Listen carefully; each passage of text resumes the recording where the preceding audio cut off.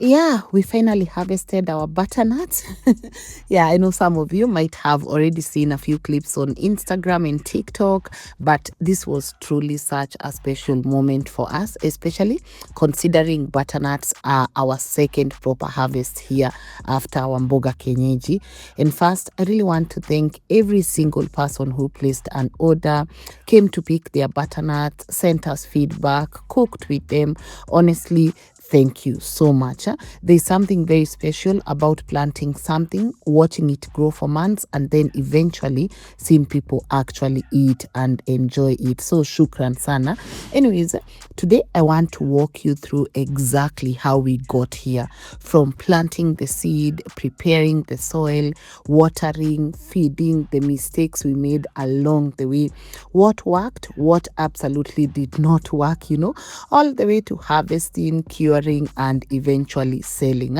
So let's start from the very beginning. The first thing I think you want to ask yourself whenever you are planting anything is, why am I planting this particular crop?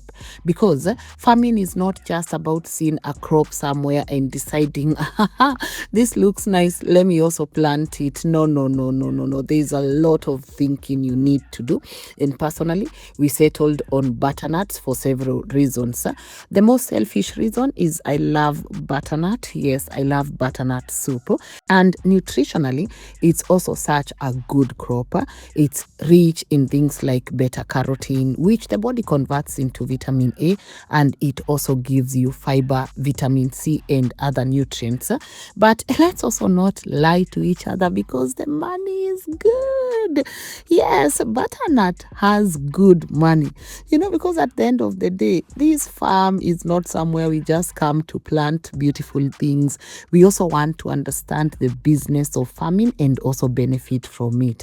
And guys, I won't lie, there is demand for butternut locally, from households to restaurants, hotels, supermarket, and any other people who are buying. But there is also export market for butternut squash. Another thing that really attracted me to butternut was its storage potential. At a time when you are not completely sure about the market, you want to make sure that whatever you are planting has a higher shelf life.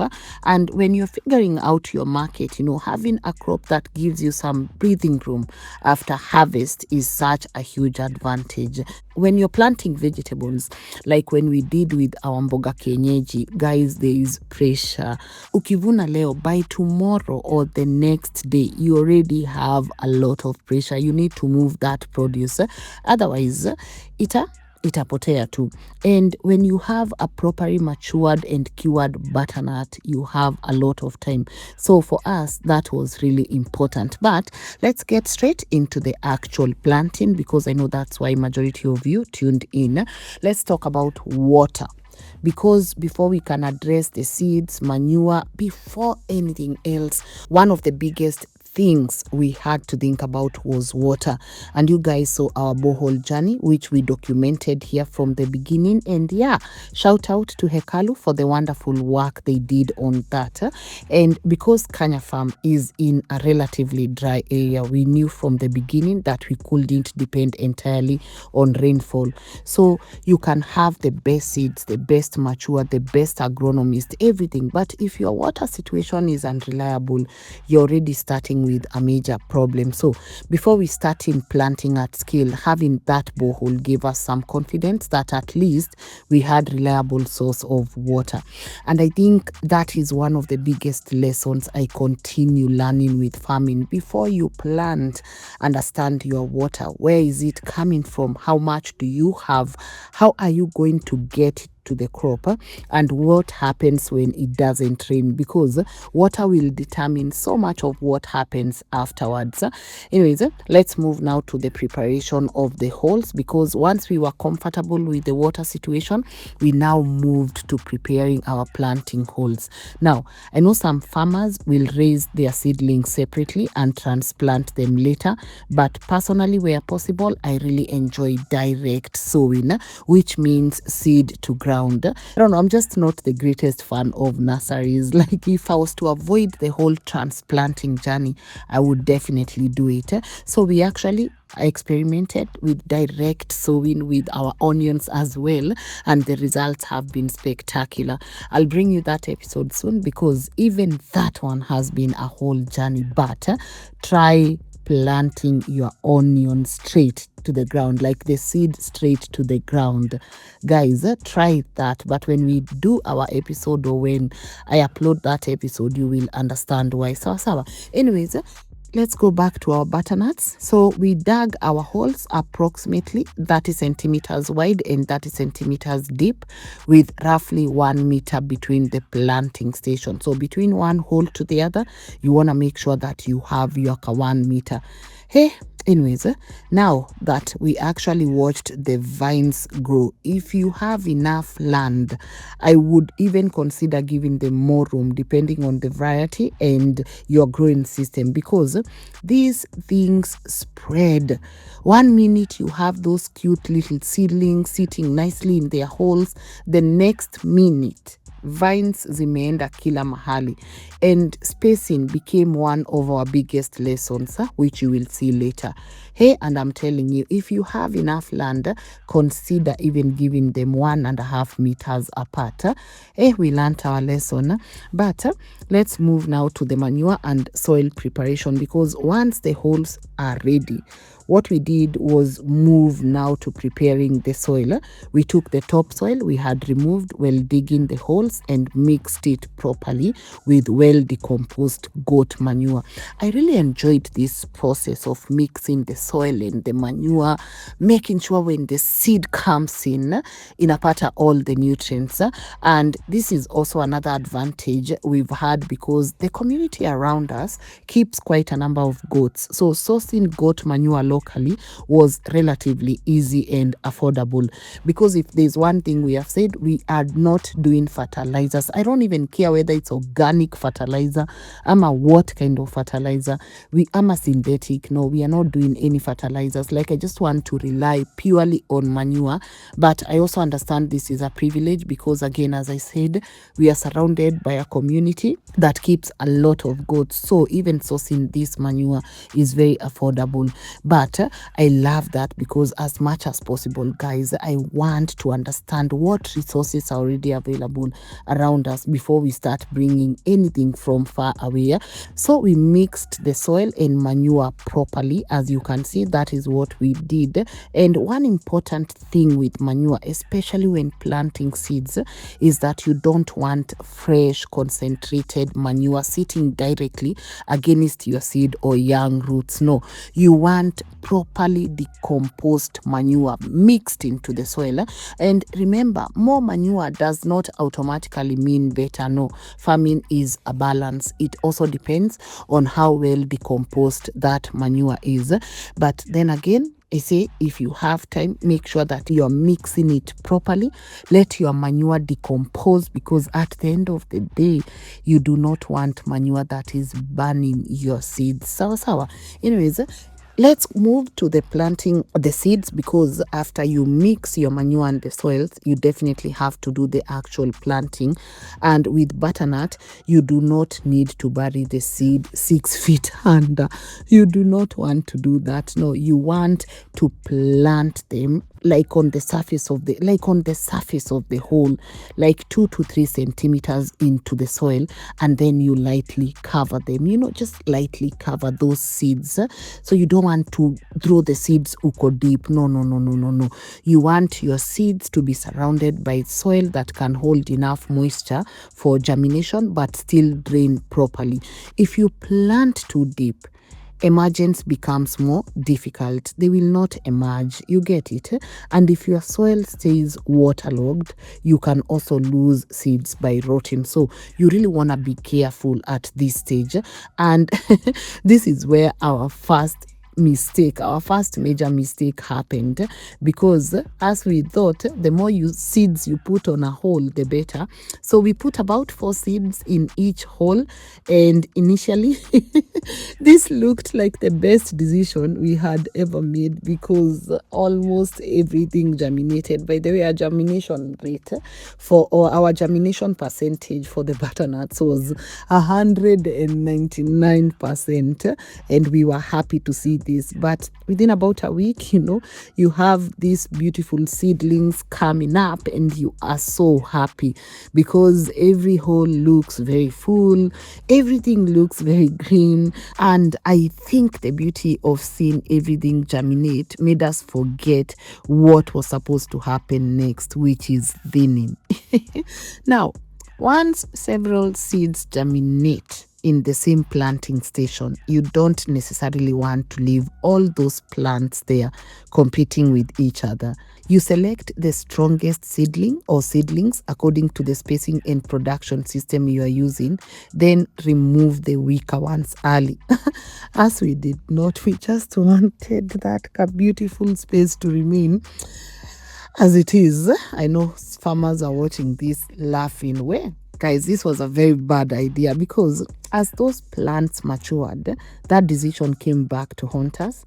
We had several plants competing in the same area for water, nutrients, light, and space.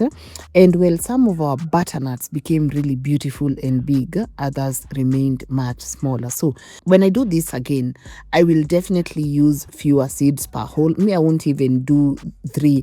I'll definitely just do 2. Honestly, I'll do 2. And I will not allow them to just grow. It's like I don't want a lot of them in the same hole because I don't want to learn the same lesson. Anyways, sometimes in farming, more plants do not mean more yield, and I hope we get to learn this together. Anyways, you can actually have fewer, healthier plants giving you better quality fruit than a crowded field full of plants fighting for the same resources. That was a very expensive lesson learned. But I know you also see this brown powder that we are also applying here. You can see it, right? It's brown looking dust, and we are adding around the planting area. Yeah, that is flower dust. You guys have actually seen us use this before in our onion nursery and also in our mboga kienyeji nurseries. And the particular product you're seeing here is flower dust, which is a pyrethrum based agricultural dust that we incorporated as part of our pest management program, particularly because young seedlings can be extremely vulnerable to soil and early stage pests. So you want to avoid that, and you honestly want to try that by making sure you sprinkle this flower dust, and it does wonders. So always make sure that you are protecting your seeds because the first few weeks of a crop are so important. A mature plant can sometimes withstand a bit of damage. A tiny seedling will not. So one cutworm can literally finish your plant before your farming career has even started. So guys, if you can, try incorporating this flower dust. This is not an ad, but this really worked well for our crops. Anyways, we wanted to give the seedlings as much protection as possible during the vulnerable stage, while keeping with the kind of production system we want to build here at Kanya Farm. And then came watering, which was another huge mistake. Imagine, guys, sasa sisi we have the borehole. We have a lot of water. So because we had not installed the button irrigation method, we had not installed that first. So we decided, see here, tuko na sprinklers and we have pipes. See, cha muhimu is watering these crops. Oh, guys, we were watering directly using pipes and sprinklers, and this became mistake number 2. At first, I know you guys, you're thinking, Lynn, maji sini maji, as long as the plant is getting water, what could possibly go wrong? A lot, guys. A lot can go wrong because we were constantly wetting the foliage. The leaves would get wet, then depending on the conditions, remain damp for quite some time, and eventually we started seeing fungal problems on some of the leaves. Now, to be clear, wet leaves alone don't magically create create fungal disease. You still need the pathogen and favorable environmental conditions, but repeatedly, wet foliage can create exactly the kind of humid environment many fungal diseases thrive on. So we learned very quickly that how you deliver water matters almost as much as having the water itself. And now we moved to button drip irrigation, and this made such a huge difference because now we could deliver the water closer to the root zone instead of constantly soaking the leaves, and that helped us manage the amount of moisture sitting on the foliage and gave us much better control over irrigation. Looking back, I would definitely have preferred to have the irrigation system ready before planting, but as I said, we are not here to be perfect. We are here to learn every day, Anyways, that was another lesson. Prepare your system first. And for some reason, I don't know why this escaped us, but the place we planted our butternuts is supposed to be a recreational area. So before we could do the landscaping, plant some grass, do whatever it is my partner wants to do with that place, we were like, let us plant some butternuts, because once again, the land is here. We don't want it to be idle, but we forgot to do the system like we did with our onions. I think you guys have seen our onion drip irrigation system, but when it came to butternuts, we thought, sinikiti haraka haraka, let us just use pipe sprinklers. Anyways, as I said, that is a lesson learned. No matter what you're planting, prepare your system first. Sawa. Anyways, once we noticed the fungal pressure, we also had to intervene, and one of the products we used was Fungistop as part of our disease management program. Our goal was to manage fungal diseases without moving away from the kind of farming we want to practice here, organic farming. And one thing I want to stress is that spraying should never replace proper farm management. If you are overwatering, fix the watering. If the plants are overcrowded, deal with your spacing. If airflow is poor, please look at that. Don't create a bad environment for the crop and then expect a product to magically solve everything. No, that will not work. And we are learning these things in real time. Learn these things because farming is also exhausting. So you don't want to go fixing issues when the seeds are already on the ground. No, fix these issues first. But again, as I said, we are learning that in real time. But at around 1 month, we added another round of our well-decomposed goat manure. By this time, the plants were no longer those tiny seedlings. The vines were moving and moving quickly. Butternuts are vigorous plants and they need adequate nutrition. See, these things are heavy feeders because once they start producing all that vegetative growth and moving towards flowering and fruit development, my people, if you do not have enough manure, especially if you are doing this purely organic, wait till you get your manure right, because these things are heavy feeders. When we were doing our second feeding, obviously we top dressed the plants with our manure. You place it around the plants rather than peeling it directly against the stem. Then you continue with your irrigation and you can really see the plants respond. You have the leaves becoming bigger, then you have the vines stretching further, and eventually you have your flowers. And this was probably one of my favorite stages. You start seeing these beautiful yellow flowers everywhere, and then slowly underneath some of these flowers, you would see these tiny green butternuts beginning to form. And honestly, this was very beautiful to witness, because until that point you have just been working. All you do is dig, plant, water, feed, check, water again, give it a bit of manure. Exactly. That was stressful. But then suddenly you see an actual butternut forming and you are like, kumbe this thing is working. And from there, you have the fruits continue to develop, and then you have some becoming very huge, some medium, some small. But see, we learned our lesson. But anyways, guys, Me, I'll never stop speaking about this overcrowding, because those 4 seeds per hole that we were so proud of, hey, we started seeing the consequences. We started seeing the consequences, because from the top you have a garden that looks very incredible, green everywhere, vines everywhere, flowers everywhere, and you could easily walk into the field and think, wow, what an amazing crop. But farming teaches you very quickly that a beautiful looking field does not automatically mean maximum production.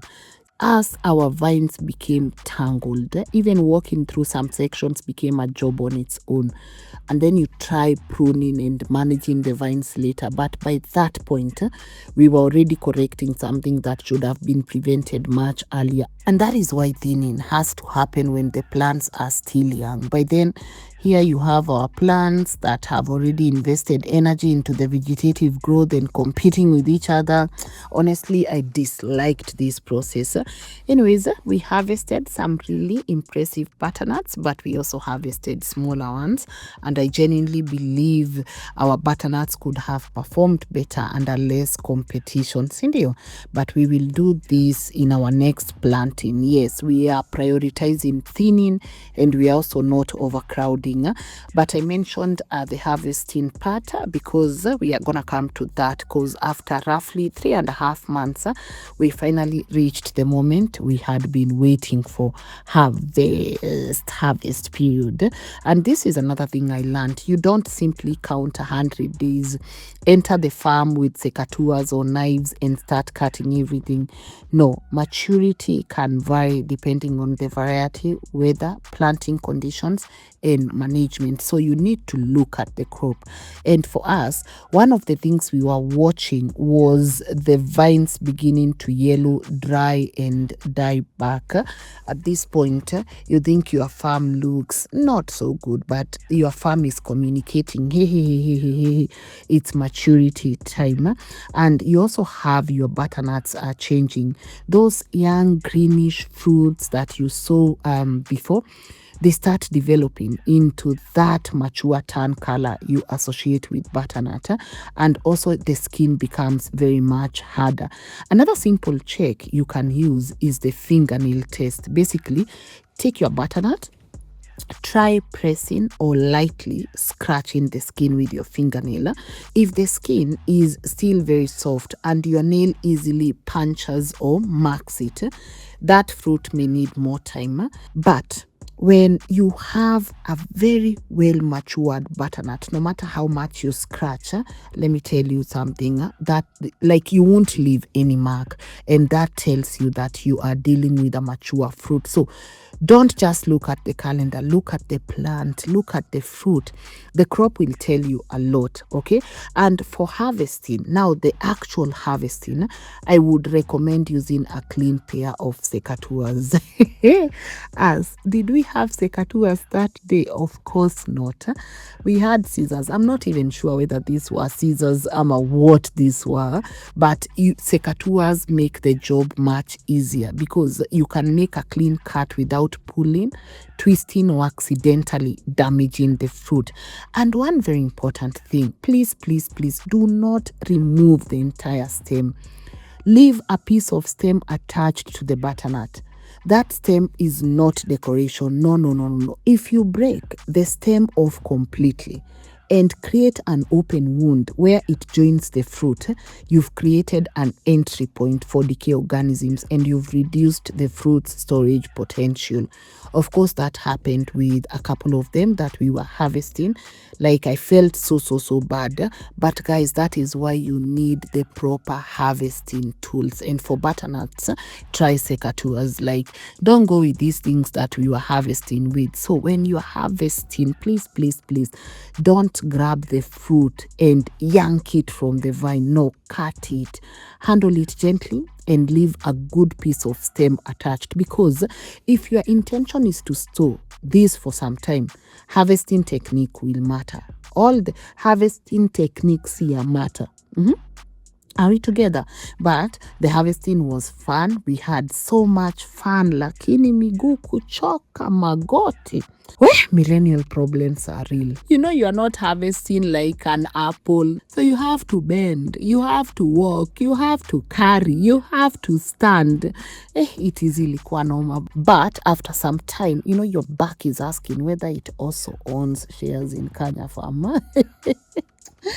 Hey, if my back could talk, if my legs could talk, they would really ask for these shares. But honestly, we had such a great harvest. Despite all the challenges and mistakes, we were genuinely impressed, and some of the sizes really surprised us. I mean, look at this. Look at these butternuts, and knowing how we grew them made it even more special.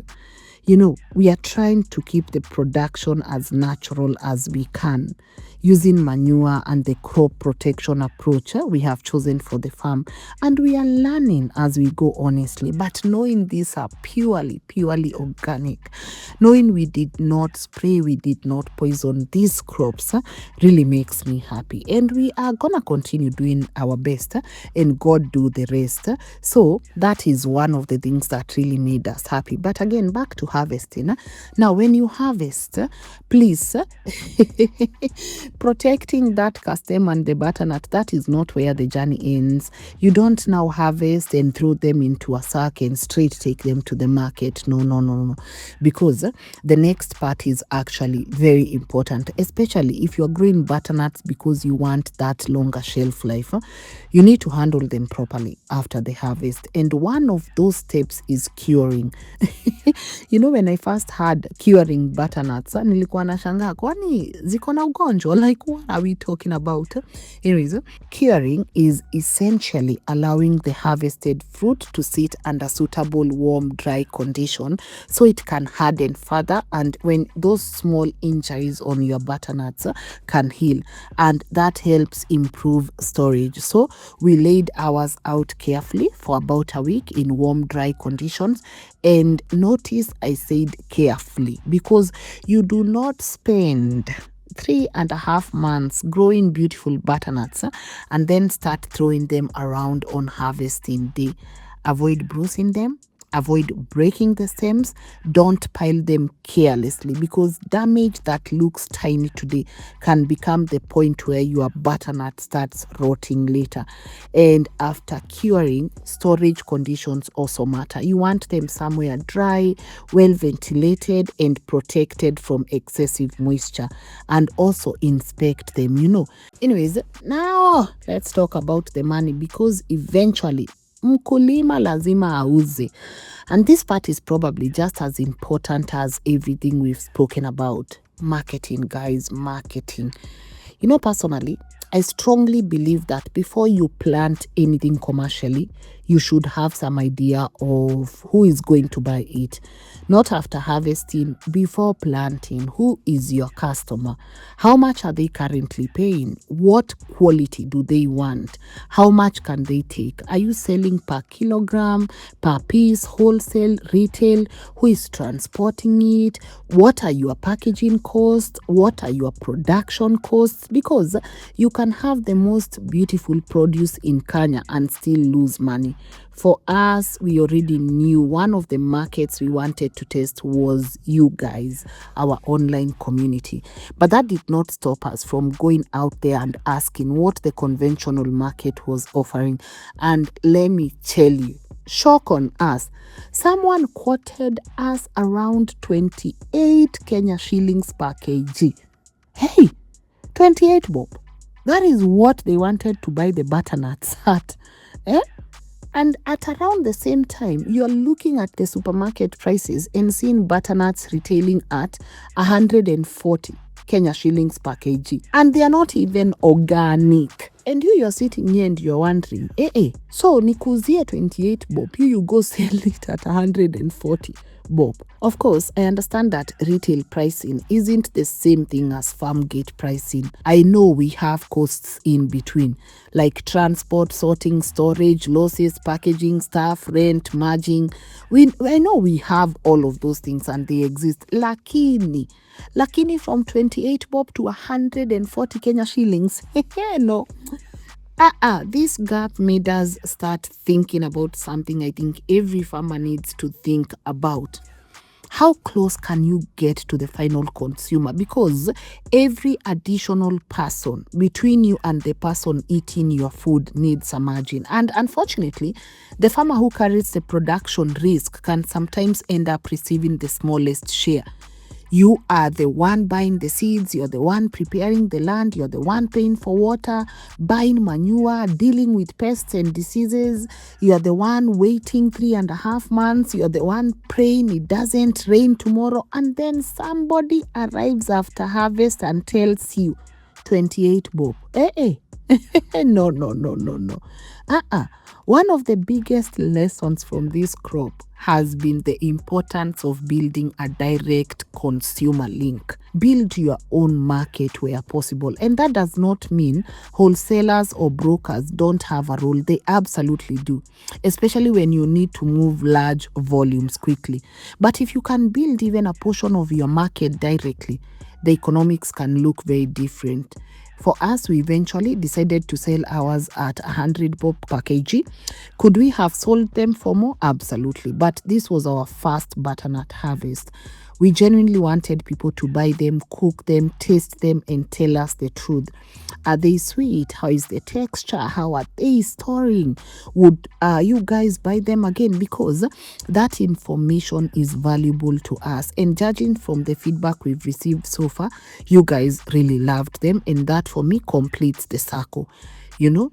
And you look at these things, you realize you started with a seed, dig in the holes, source manure from the community, plant, water, make mistakes, you deal with the fungal pressure, feed the plants again, discover what overcrowding can do. It's a full circle, and we enjoyed it. We enjoyed it from harvesting to curing.